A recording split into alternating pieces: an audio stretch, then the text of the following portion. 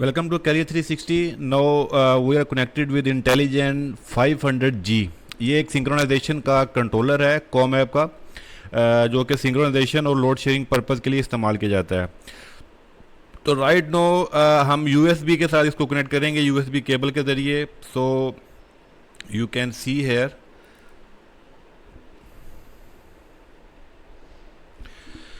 so right now is connected with this software. So ComAp intelligent 500G2 basically ये आपको multiple genset के साथ synchronisation और load sharing के फीचर देता है। इसको आप ग्रिड के साथ भी सिंक कर सकते हो, यानी डबल ब्रेकर जो है वो भी यूज़ कर सकते हो और सिंगल ब्रेकर जो है वो भी आप यूज़ कर सकते हो। तो सबसे पहले अगर मैं इसकी कंट्रोलर की कॉन्फ़िगरेशन पे आप जाएंगे, राइट नो आप देख रहे हैं कि ये इस वक्त जो है ये बस के वोल्टेज इसको मिल रहे हैं यहाँ पर। बस के वोल्टेज आप देख सकते हैं, वैल्यूज़ और हिस्ट्री और सेट पॉइंट्स में आपको पैरामीटर जो है वो नज़र आएंगे वैल्यूज़ के अंदर। तो वैल्यूज़ में आप जाके इसकी जो है वो वैल्यूज़ देख सकते हैं।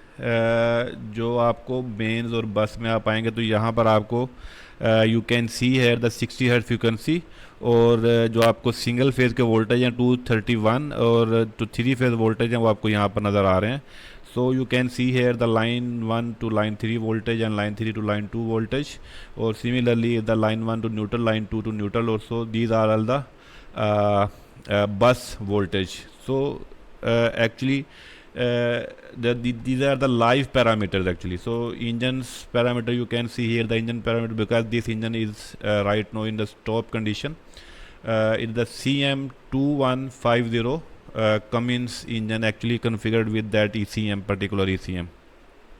यानी ये ECM जो है ये कनेक्टेड है। ये ECM बेसिकली इस इंजन का ECM है जिसके साथ ये कंट्रोलर जो है वो कनेक्टेड है। तो अगर हम इसकी कॉन्फ़िगरेशन में जाएं तो कॉन्फ़िगरेशन में हम इसके पैरामीटर्स को देखते हैं। Controller configuration, just click on the controller configuration. So you can see here and you can change here the ECM of the engine. So this is the Cummins CM2150 ECM, okay, or you can add any other ECM from there. So just click on the add ECM. So you can see here the number of ECM, the number of brands of the different kind of ECM: Caterpillar, Cummins, Perkins, Volvo, Dutes, Iveco. So these are all the available in that particular. So you can configuration also here the IO configuration, the input and outputs. So we can check here the remote start and stop, the first one binary input, and the GCB feedback once the generator breaker close.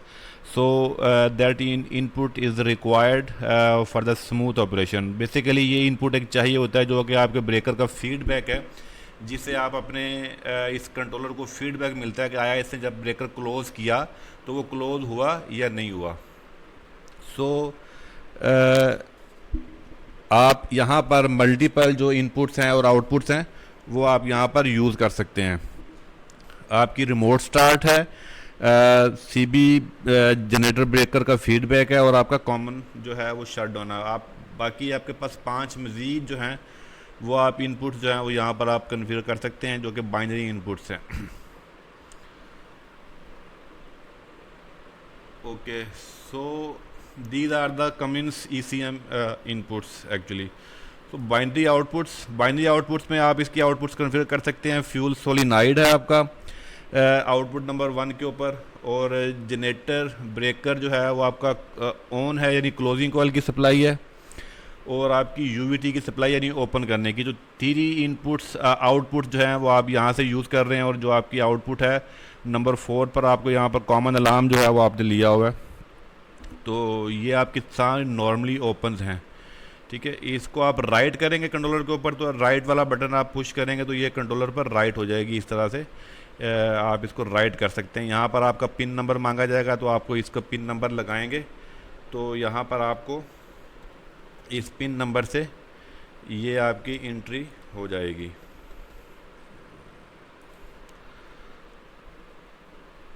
So you can see here the file is transferring to the controller. So इसी तरह आप अपने controllers की जो file है वो configure करके उसको राइट करेंगे, ठीक है। यानी इसकी जो इनपुट्स होती हैं और आउटपुट्स होती हैं और इंजन्स की जो ईसीएम की फ़ाइल होती है, ये फ़ाइल आपको राइट करनी पड़ती है। बाकी जो डेटा होता है उसकी आपको राइट करने की ज़रूरत नहीं होती है, वो आपका सेव हो जाता है, ठीक है। जो सेट पॉइंट का जो डेटा होता है वो आपका सेव हो जाता है डेटा। तो सेट पॉइंट पर हम जाते हैं। सेट पॉइंट पर जब हम आएंगे तो यहाँ पर हम देखेंगे कि ये आपकी मिंट एप्लीकेशन है। बेसिकली दो एप्लीकेशन आपको मिलती हैं, इस पे SPTM है और मिंट है। मिंट में अगर आपका सिंगल जेनसेट है, आपने कॉमन बस के साथ सिंक्रोनाइज करना है तो वो मिंट एप्लीकेशन है, और SPTM जो है वो आपकी मेंस के साथ अगर जब आपने सिंक्रोनाइज करना है, डबल जो आपका ब्रेकर का कंट्रोल आपके पास आ जाएगा। तो यहाँ पर जो है आप इसकी सेटिंग्स कर सकते हैं। बेसिक सेटिंग्स में आपके पास सेटिंग्स आएंगी। जनरेटर की सेटिंग्स है, ये 500 किलोवाट है, और इसी तरह ये आपका सीटी करंट की कैपेसिटी है, और आपकी सीटी रेशो है, और सीटी की प्राइमरी है, सेकेंडरी है, 500 एम्पेयर है। सीटी रेशो आप डालेंगे, लाइन टू लाइन वोल्टेज हैं वो आप डालेंगे यहाँ पर। तो ये तमाम पैरामीटर जो हैं ये आप यहाँ से इसको आप चेक कर सकते हैं। सीटी जो है आपके पास वैल्यूज़ आपके पास आती हैं यहाँ पर, और आप अपनी मर्ज़ी से जो भी आपकी वैल्यू है वो आप यहाँ से पुट डाउन कर सकते हैं।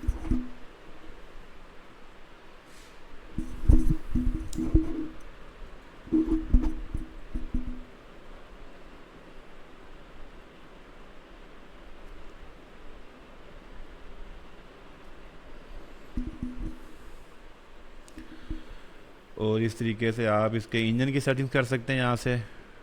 और ऐसे ही आपके पास इंजन से रिलेटेड आपके क्रैंक सेटिंग है, या टाइमिंग सेटिंग है, या रीसेट टाइमिंग है, प्री हीटर टाइमर है।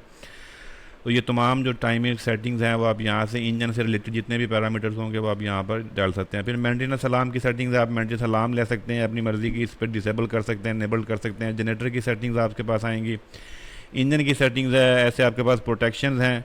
प्रोटेक्शन में आप इसकी ओवरलोडिंग प्रोटेक्शन है, शॉर्ट सर्किट प्रोटेक्शन है, तमाम प्रोटेक्शन हैं वो आपको यहाँ पर इनेबल डिसेबल्ड आप यहाँ से कर सकते हैं। यानी वो बेसिक सेटिंग्स हैं जो तमाम कंट्रोलर्स में अवेलेबल होती हैं। ऐसे लोड मैनेजमेंट की सेटिंग्स हैं वो आप यहाँ से कर सकते हैं। लोड मैनेजमेंट इसको डिसेबल इनेबल आप कर सकते हैं। फिर पावर मैनेजमेंट की सेटिंग्स हैं, ये वो सेटिंग्स हैं जिसको आप सिर्फ चेंज करेंगे, इनेबल डिसेबल करेंगे और जस्ट आपका ऑटोमेटिकली सेव हो जाएगा। इसको आपको राइट करने की ज़रूरत नहीं, इसीलिए यहाँ पर राइट की कोई ऑप्शन अवेलेबल नहीं है। तो आपको यहाँ पर राइट करने की डायरेक्टली जो है उस कंट्रोलर में सेव हो जाएगी सेटिंग्स, जो अभी आप यहाँ पर सेटिंग्स या पैरामीटर करेंगे। फिर सिंक्रोनाइजेशन से रिलेटेड जितनी भी सेटिंग्स हैं, गवर्नर जो कंट्रोल है, आप लोड शेयरिंग करेंगे तो एक्टिव कंट्रोल पावर जो है, एक्टिव पावर जो शेयरिंग है या स्पीड कंट्रोल करने के लिए गवर्नर की जो सेटिंग है, कितना ऑफसेट देना है, कितनी अपर लिमिट देनी है, कितनी लोअर लिमिट देनी है, और आपको बस फ्रीक्वेंसी या मेन फ्रीक्वेंसी के साथ तो वो सेटिंग कर सकते हैं। और कितने जो है वो मिड और बॉटम से आपने वोल्टेज की कंट्रोल करनी है, तो आपको 0 to 5 वोल्ट मिलेंगे। 0 to जो 10 वोल्ट तक आप माइनस पॉजिटिव जो है वो आप यहाँ से वैल्यू जो है वो पुट डाउन कर सकते हैं। ये फ्रिक्वेंसी की सेटिंग्स है। इस तरीके से आप जो है इसको यहाँ से वैल्यू को चेंज या ज़्यादा कर सकते हैं। सेम ऐसे गवर्नर से के बाद एवियर की सेटिंग है। एवियर की सेटिंग भी जो है वो आप यहाँ से चेंज कर सकते हैं। वोल्टेज रेगुलेटर का जो 22 वोल्ट है जो है, अपर लोअर लिमिट की वैल्यू आप सेट कर सकते हैं कितने देने हैं। ये -10 वोल्ट से +10 वोल्ट तक सिमिलरली ऐसे ही। इस तरीके से सिंक्रोनाइजेशन की सेटिंग्स हैं। स्लिप फ्रिक्वेंसी की आप सेटिंग कर सकते हैं। और अगर आप फ्रिक्वेंसी के साथ अगर आप फेज़ मैच पे जाएंगे तो फेज़ मैच के पैरामीटर आ जाएंगे। हम स्लिप फ्रिक्वेंसी की सेटिंग करेंगे तो यहाँ पर जो है -0.5 वर्ड और +0.5 वर्ड इसको आप अप डाउन कर सकते हैं। तो ये वैल्यू जो है आप इस तरीके से कर सकते हैं। सिंपली ये इजीली आप इस कंट्रोलर की कॉन्फ़िगरेशन कर सकते हैं। अगर आपने इसका MSC लिंक के हवाले से देखना है तो MSC लिंक हैं वो आप देखने के लिए आपको इसकी वैल्यूज़ में आना पड़ेगा। वैल्यूज़ में आप आने के बाद आपको इसकी इन्फो में आएंगे। इन्फो में आने के बाद आपको यहाँ पर जो है CAN 16, ये CAN 1 है बेसिकली। यहाँ पर आपको देखने में मिलेगा कि एक कंट्रोलर कनेक्टेड है अभी इसके साथ, ठीक है। यानी ये अकेला है, इंडिविजुअल है, इसके साथ और कंट्रोलर नहीं है। तो अभी हमने इसका MSC लिंक नहीं बनाया। अगर हम बनाएंगे 3, 4, 5 तो उतने ही यहाँ पर 1 शो हो जाएंगे। अगर तीन कंट्रोलर हैं तो 3 1 होंगे, अगर 4 कंट्रोलर हैं तो 4 यहाँ पर 1 होंगे। तो यहाँ से आप इसका ईजिली इसको चेकआउट कर सकते हैं। डेट एंड टाइम की सेटिंग्स हैं। यहाँ पर आप करंट डेट एंड टाइम जो है वो आप चेंज कर सकते हैं। इस तरीके से ईथरनेट की सेटिंग्स हैं। तो ये तमाम सेट पॉइंट्स हैं, इजीली आप इसकी कॉन्फ़िगरेशन कर सकते हैं और अपनी रिक्वायरमेंट के हिसाब से कंट्रोलर की पैरामीटर देख सकते हैं। फ्रंट पे आपको मिलेगा यहाँ पर ऑफ मोड पे है, यहाँ पर मैनुअल मोड आप सेलेक्ट कर सकते हैं। ये मैनुअल मोड सेलेक्ट हो गया, दोबारा मैंने ऑफ मोड कर दिया।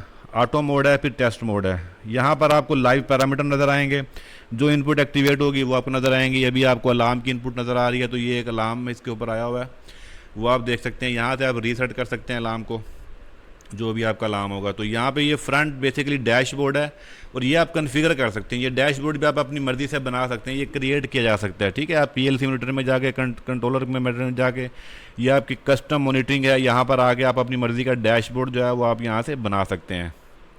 तो ये तमाम आपके पास ऑप्शंस हैं। आप अपनी मर्ज़ी का जो डैशबोर्ड है वो भी क्रिएट कर सकते हैं और जो मॉनिटरिंग के पैरामीटर आप लेना चाहते हैं वो वाले पैरामीटर भी आप ले सकते हैं। तो ये कम्प्रीहेंसिव किस्म का कंट्रोलर है, जैसे डीपसी है या डाइफ है या वुडवर्ड है, वो तमाम कंट्रोलर काम करते हैं। तो तकरीबन 80 to 90% जो है वो पैरामीटर जो है या जो उसका कॉन्सेप्ट है या जो ऑपरेशन फ़िलासफ़ी है या कंट्रोल फ़िलासफ़ी है वो सेम ही होती है, ठीक है। नाम का शायद कुछ फ़र्क होता है कुछ पैरामीटर्स का, लेकिन फंक्शनैलिटी जो है वो सेम होती है। तो अगर आप किसी एक कंट्रोलर पे भी ग्रिप लाएंगे तो दूसरे कंट्रोलर पे आप इजीली जो है वो ग्रिप आप ला सकते हैं। उम्मीद करता हूँ ये वीडियो आपके लिए हेल्पफुल साबित हुई होगी।